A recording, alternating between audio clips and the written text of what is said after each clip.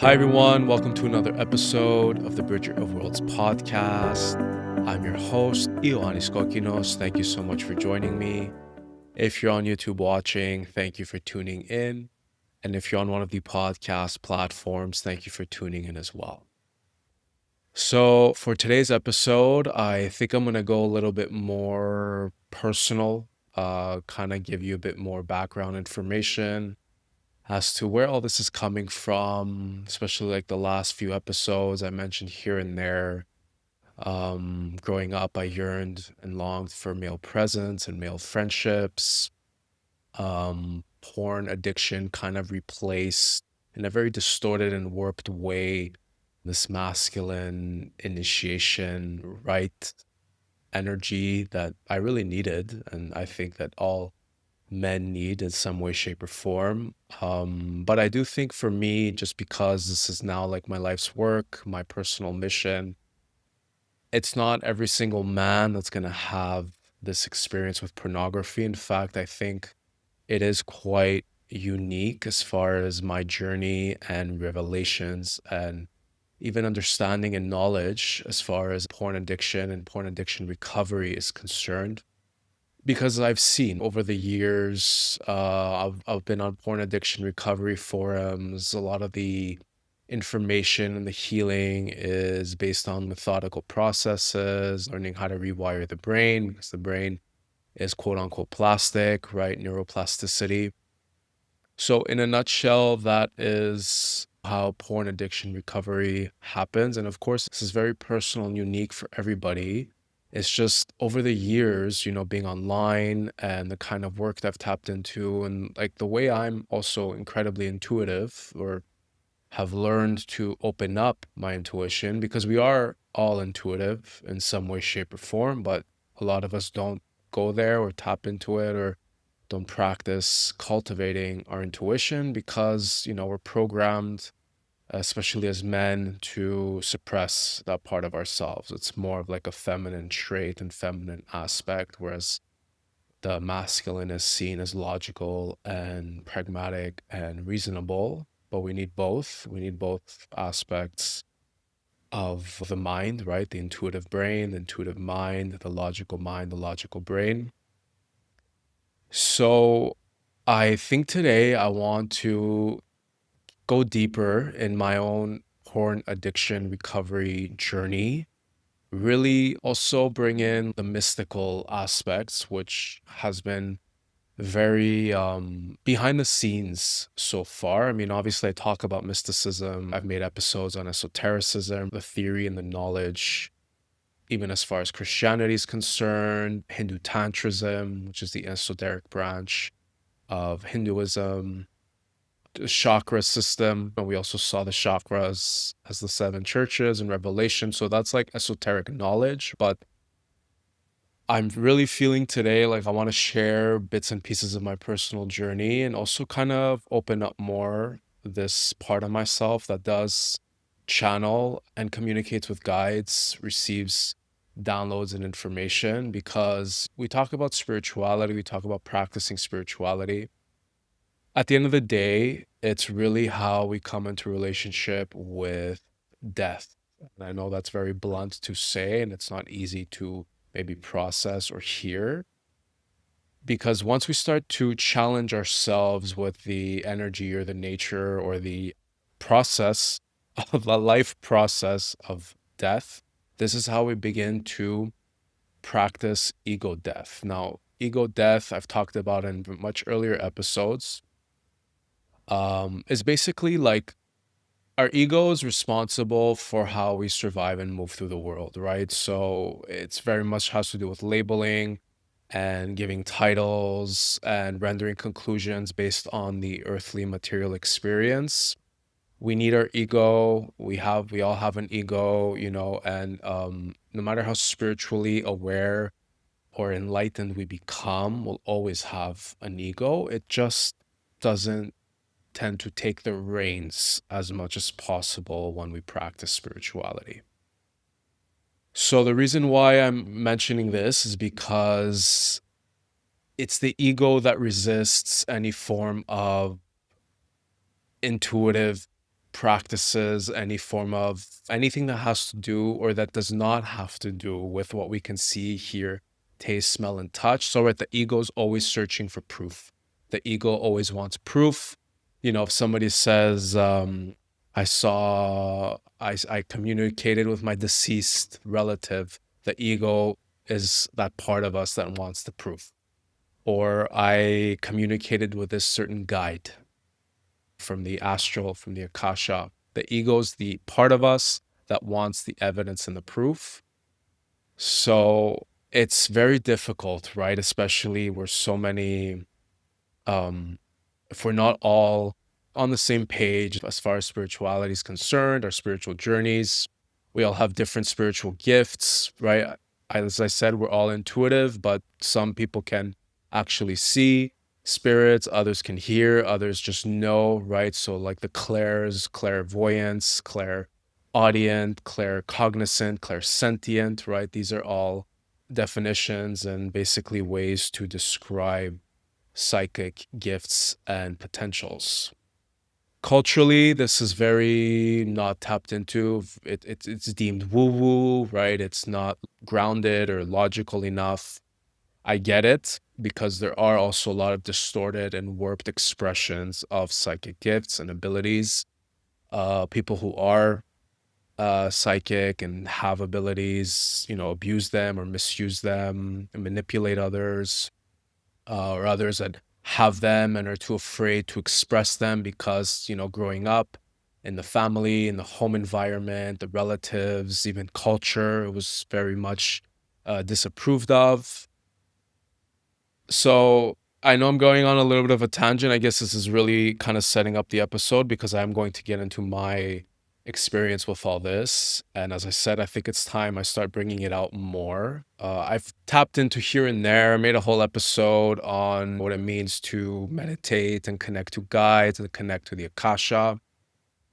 Um, but I guess because I've been talking about the last few episodes around the masculine rites of passage, Eros between men, heterosexual men, and why this is relevant in my journey, and also the connection to obviously porn, but also how I've not only, yes, have I applied the information that's already out there as far as porn addiction recovery is concerned, which is cutting the porn. Some say to even stop self-pleasuring, stop fantasizing, right?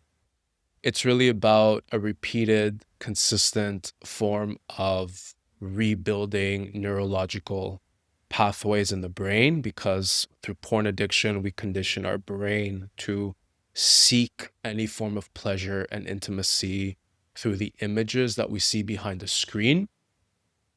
By now, I hope 2026, we've accepted that porn addiction is in fact a thing. Science has proven that it's a thing. If you go online, you will still see people shooting it down, right? Porn addiction is not a thing. It's nonsense, but it's most definitely a thing because anything pleasurable can become an addiction, right? So pornography and watching porn and getting off on porn can be extremely pleasurable. So of course that has the potential to become an addiction.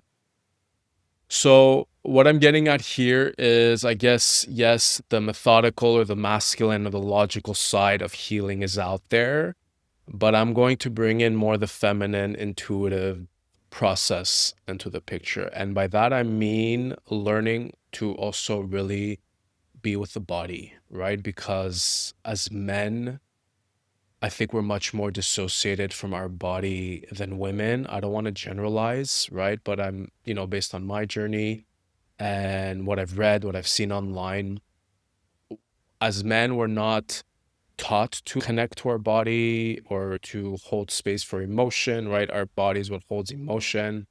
As I said, we're taught to be logical and practical and very intellectual for the most part. And because the last few episodes I've talked about primal energy and how it's so important for men to come together and to witness each other in our primal natures, our primal energy, that requires we go into our body. And already that's such a big block for many men because of the emotional aspect, the primal aspect, the sexual aspect, right? So I think a lot of men are turning to pornography because they're off the bat disassociated from their bodies. And by becoming disassociated from your body, you become disassociated from your primal nature. So, a big part of my healing, as far as healing from porn addiction is concerned, with also applying, obviously, to not watch porn, to stop fantasy. At some point, I did stop self pleasuring. So, in the world of porn addiction recovery, this is known as NoFap. No fapping means no masturbating, and a lot of recovering porn addicts don't do fap, they don't masturbate because um, it can be a trigger, right? Becoming sexually aroused, even if we're solo and alone, can trigger the need to go watch pornography because that is how the neurological pathways were conditioned to feel pleasure and to experience pleasure behind a screen, watching images and videos. So even when we're solo and we want to self pleasure, the body will most likely think back to images and to those moments behind the screen, which will activate a pull and a need to go watch pornography. So I get it for sure from the neurological standpoint to stop masturbating, but it's not something that I personally maintained as far as my recovery is concerned because um, pleasure is also medicine, and we are to rewire and we are to recondition our relationship to pleasure, no matter if we're man or woman, but especially as men, because as I said, we are more prone to be disconnected and dissociated from our bodies. We are to really establish a healthy and conscious relationship with pleasure. So, this is one factor in my personal healing as far as porn addiction recovery is concerned. And it is more the feminine aspect because you do require to also practice sensuality, right? Like the antidote to, let's say, that hardcore porn, two pieces of meat just banging up against each other with no emotion, no connection, no eros. The antidote to that, because we're not going to apply that in our physical, erotic, intimate lives with real life human beings. It's not really reality. That's just a circus. It's a show. But the antidote to that is sensuality, right? Sensual. And that is to practice cultivating and taking our time with our senses. To evoke pleasure in our body is to really be connected to our five physical senses. And this is the erotic, this is Eros. So when I say that Eros is the force of creation, the force of attraction, the force of aliveness, it's also the force of sensuality because everything is alive, everything feels alive and connective because of Eros. So when we are sensual and not sexual, we are also erotic. And when we are erotic, we can actually use pleasure as medicine because we've experienced so much pain, let's say, at the hands of sexuality or pornography in this case, right? It's painful to further disassociate and disconnect from yourself by sitting behind a screen and not reconditioning and reprogramming your mind and body to literally just sit there for hours on end or whatever time you spend behind the screen. But that will also promote a lot less will and motivation to go out and meet actual partners. It will also destroy your confidence. You will like yourself a lot less. You will compare your body, your penis to what you're seeing on screen. You will compare the way you perform on screen, right? There's an array of symptoms that happen while watching pornography, and it's different for a lot of men. And also, the motives for watching pornography is also different for a lot of men.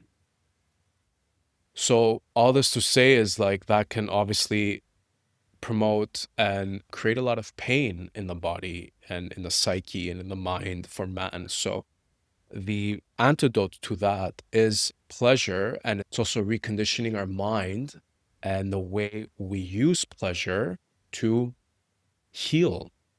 our body, right? So it is also important to be able to do this solo because then it becomes about dependency, right? So a lot of men think, okay, I'm going to cut porn and now I need to find a partner. I need to find a partner to heal. But that's actually not the correct mindset because then you become codependent and you think my only source of healing is outside of me.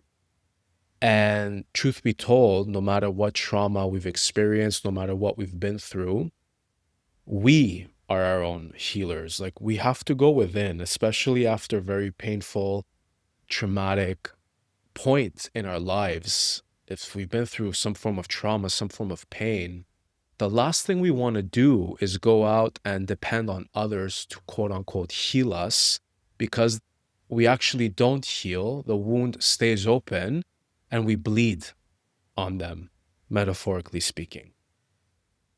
So another aspect to my journey was, and I actually did try and sleep with women. I was thinking that the only way to recover from porn addiction recovery was to have quote unquote friends with benefits and be able to express my sexuality in that manner. And, I'm going to heal because I'm not watching porn anymore. I'm having sex. But the same triggers and the same issues and the same underlying emotional entanglements that were driving me to the porn were not at all dealt with, right? So I kind of replaced actual real life sex with pornography. And yes, there was intimacy. Yes, there was talking. There was closeness. There was communication, but I was still barricaded. My heart was still very blocked off and barricaded because I was still so disconnected from my own body. Like I needed to connect to my body. And again, culturally, that is so unacceptable, right? A lot of cultures frown on masturbating. A lot of religions are very much against masturbating, right? And yes, there's a lot of distorted ways and expressions of masturbation, and it can be very warped and very unhealthy as well. I'm not saying that's not the case, but if you're consciously practicing connection to your body and to your emotions and to pleasure, you can move through all kinds of healing because you start to learn how to hold space for yourself, right? So where there was pain once you process that pain through holding space and being with your body, being with your, you know, your pleasure, that pleasure can replace the pain. And your body might resist, right? Your body might resist the pleasure in the beginning because it's so used to feeling pleasure another way, just sitting behind a screen and getting off on megapixels. And I want to bring a third aspect to the story, which is this is probably the most recent type of recovery and healing because I've been talking about the masculine rights, how we don't have, male elders, we don't have tribes here, especially in the Western world. If we're not a part of indigenous tribes, um, where do we find these kinds of containers, right? Where do we go to experience a safe, primally charged masculine container to energetically experience a death and rebirth? Because at the end of the day, as men, women too, right? Women go through their own rites of passages and their own initiations. But as men, because the masculine polarity is that polarity of death and leaving the familiar and the safe and the comfortable behind, we'll have to learn how to hold space for that process within ourselves. And I keep saying that over and over again. But something I haven't said, and this depends on how spiritual you are and how much you've tapped into the mystic aspect of your masculinity, because when we're looking at the masculine, there are different archetypes of the masculine, right? We keep saying the masculine, and we may think it's one face. Just like there are many deities, just like there are many gods and faces, no matter what culture, no matter what cosmology, no matter what spiritual doctrine we're looking at, there are many different types of masculine expressions. And basically, really, like the four foundational ones are the king, the warrior, the magician, and the lover.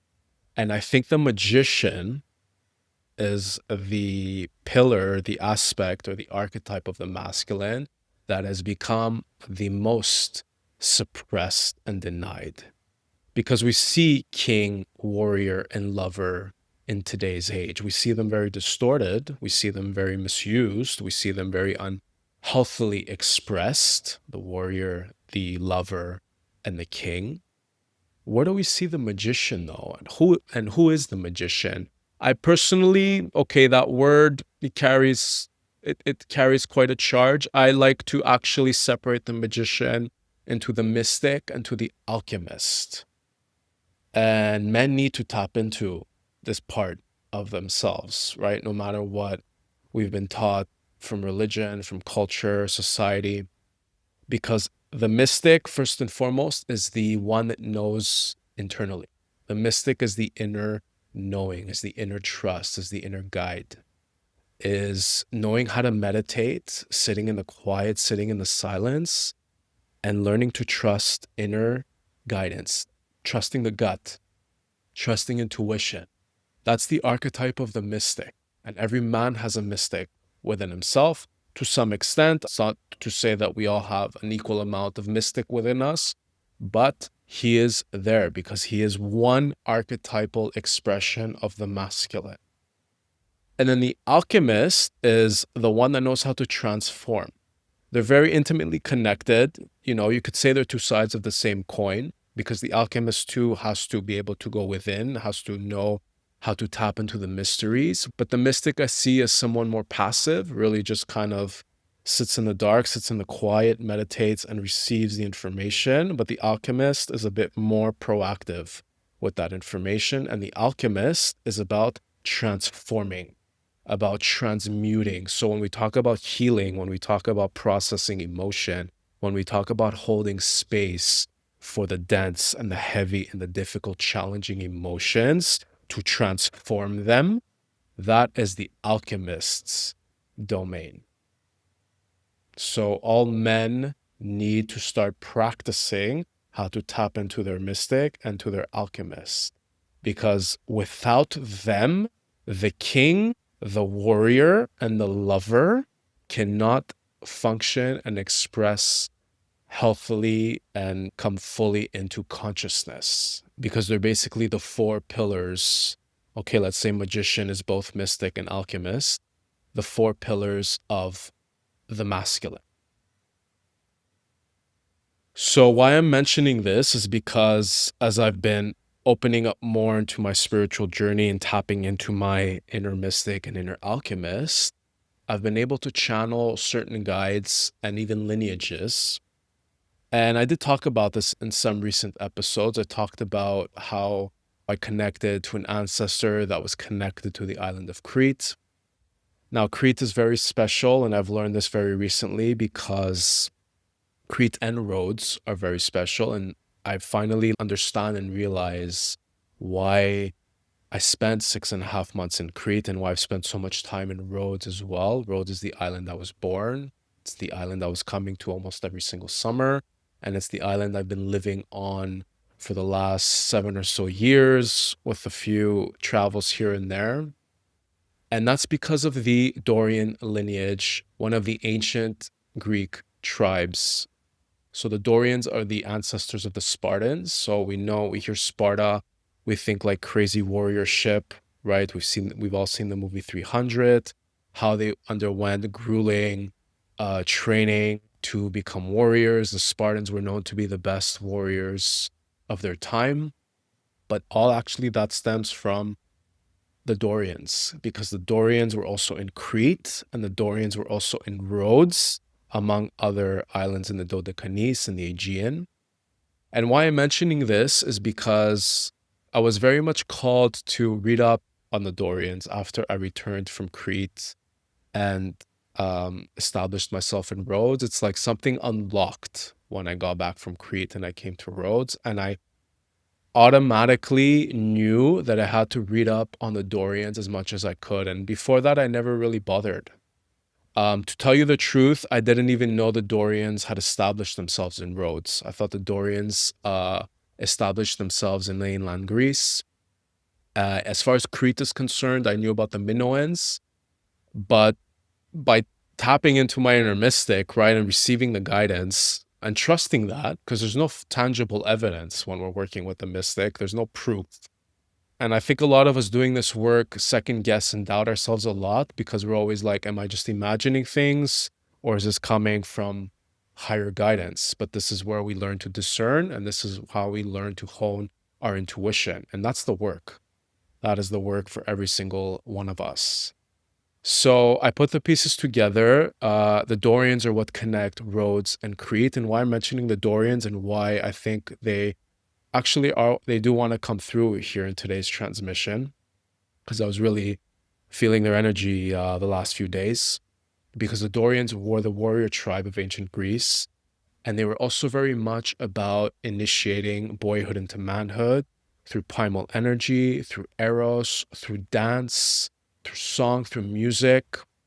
Those of you who've been following me for a while know my love for Greek folk dance and Greek folk song.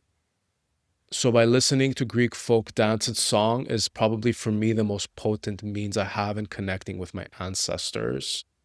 And after I arrived from Crete and came back to Rhodes, I realized that that lineage became a lot more specific as far as my ancestry is concerned, and it is the Dorians. Because this energy of war, this energy of like ferocity and aggression and fire and eros and sexuality and primal energy and the beast, right? Everything I've been talking about. The common denominator in my specific case and in my journey are the Dorians. And my download, my understanding of everything, because it's like, why, you know, okay, we get the downloads and we get the information, but like for what? What's the point? As I said, I now believe more than ever this is my purpose, and this is why I've created the podcast, and this is why I share what I share. But it is about also elevating that kind of energy, right? So the warriors become incredibly distorted, the lovers become incredibly distorted in today's age. So I do believe masculinity is making a comeback because we are learning how to heal the collective warrior energy and the collective lover energy. And we are actually doing that because more and more men are learning to tap into their inner magician or their inner mystic and their inner alchemist. Now, I know I'm generalizing here because there's still a shit ton of corruption and war and trauma and just really bad governments running many, many countries across our world. But I do believe we are moving through a collective awakening, and it's ongoing. And I am seeing online a lot more men being in tune and connected to this aspect of themselves, the mystic, the alchemist, the magician. That has been lost, has been suppressed and denied over the ages because men are supposed to, quote unquote, be only logical and practical and intellectual. So all this to say as well, if you are a man moving through a very difficult time, right, and you don't have access to a masculine container, you don't have access to a tribe or community that you can go and be held and seen and witnessed through other men, you can also connect to your male elders. Because going back to what I said in the beginning of this episode, right, how we start to practice spirituality and how we start to even practice mysticism is to challenge our perception and our relationship to death. Because once we start to do that, we'll start to little by little, bit by bit, start to quote unquote kill our ego. And killing the ego doesn't mean it goes away.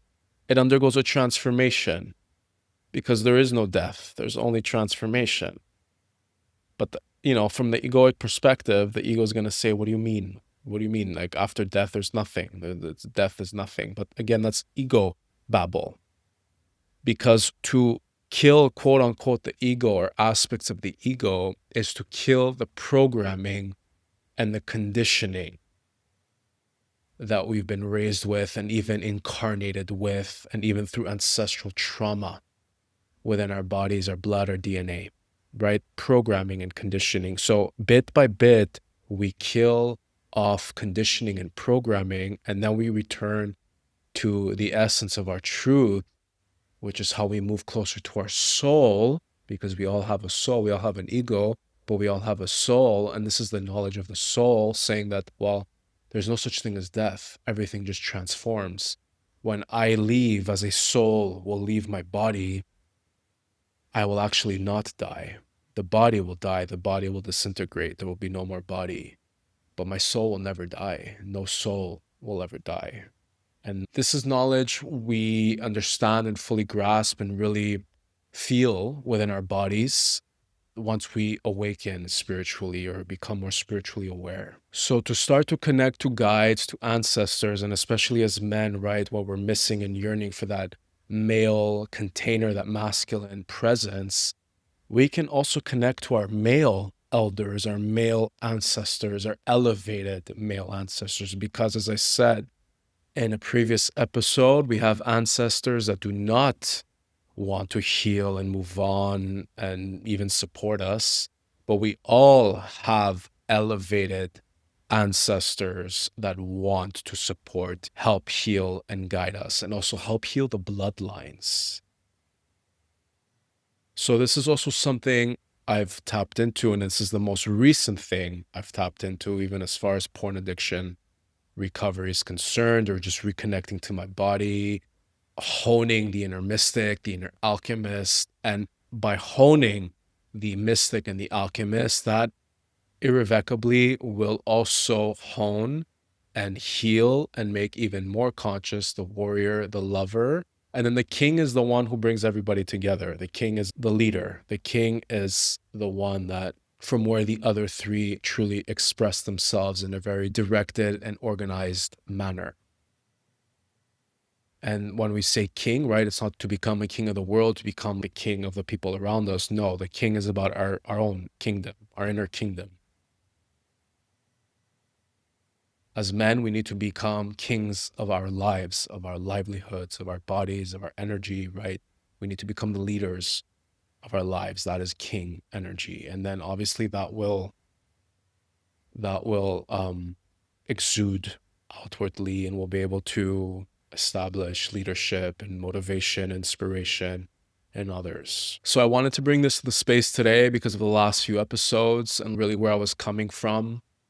And especially for the men out there who are moving through something difficult, that doesn't have to be porn addiction, but basically anything that's challenging and traumatic, that is a call to adventure, an inner adventure that is an initiation in and of itself, right? So the initiation is the call to meet yourself in very gruesome, harsh, challenging ways, because we have to come face to face with our unconscious, which is where our shadow is. Our shadow material is within our unconscious, but our unconscious is our potential for consciousness. We have to commune with our dark to attain or remember our light.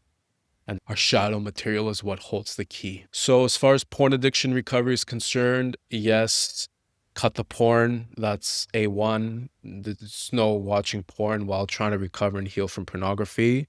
It's like, an alcoholic trying to recover from alcohol and they keep drinking alcohol. It's just a no-go. As far as pleasure is concerned and masturbating, I will say in the beginning, if self-pleasuring and masturbation are triggering you and are making you want to go watch porn, then no masturbating and no self-pleasuring. But eventually, it is important to start establishing a very healthy, erotic, sensual relationship with your body, because ultimately you are your healer. No amount of lovers out there, no amount of falling in love, no amount of intimate encounters will provide the medicine that you can only give to yourself.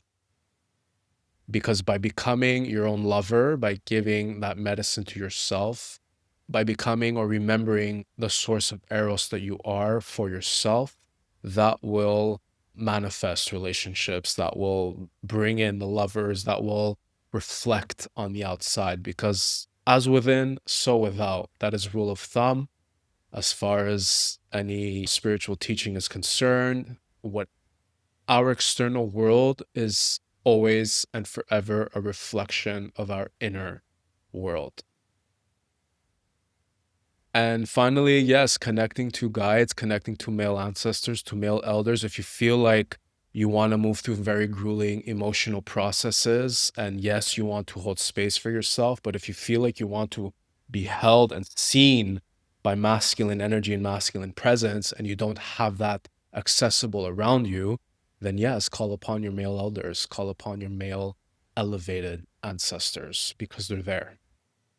They're there, as are the female elevated ancestors. But because we're talking about masculine initiation and rites of passage, that is the medicine.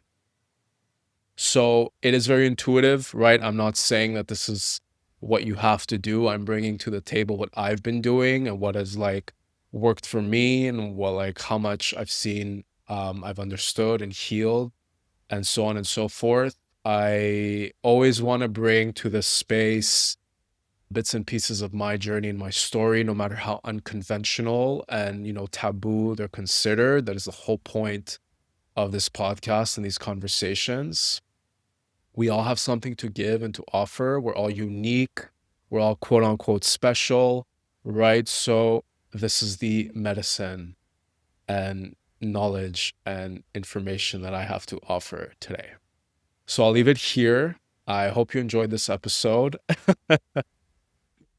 Once again, I had an idea what I was going to talk about. I wasn't exactly sure what was going to come through, but I have been feeling the Dorians a lot the last few days. I've been feeling them so much ever since I got back from Crete.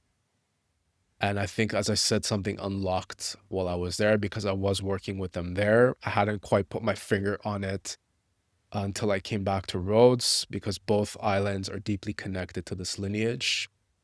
And yes, they were warriors, and they went through all kinds of rites of passages for the boys to become men. Eros, dance, song, music, which is so much a part of my energy and my nature. But I do believe we're not just meant to repeat and regurgitate what they were doing thousands of years ago. We are meant to take that knowledge, to see what worked, to see what is missing, but also to elevate it. We're always needing to make something more conscious. That is the most important aspect of the human journey, the spiritual journey, is to render something more conscious, to understand more, to realize more.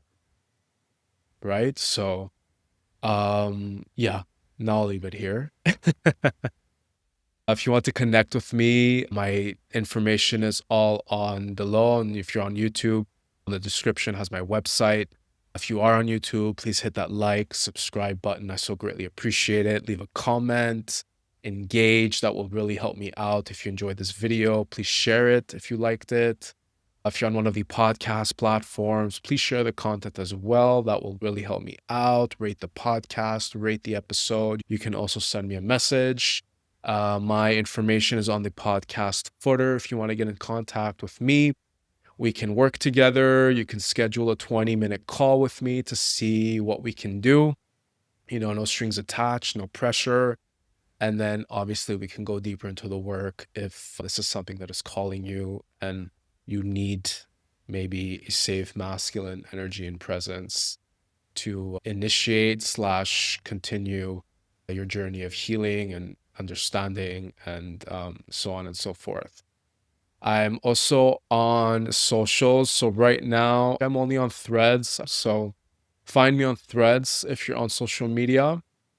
I'm also on Substack. So Substack is a really cool platform if you enjoy reading. There's a lot of amazing articles being published there and notes and all kinds of stuff. It's kind of like social media, but I do feel there's just a lot more creatives and artists and writers and philosophers, teachers on there. So that is super cool. I'd love to see you over there. I do weekly writings as far as conscious sexuality is concerned, masculine, feminine energetics, shadow work, porn addiction recovery, etc., etc. I will be back again next week, of course, with a brand new episode. As always, here every Thursday on Bridger of Worlds, a masculine embodiment, spiritual awakening podcast. And in closing, as always, please remember that you are the medicine and I am just the messenger. Thank you very much.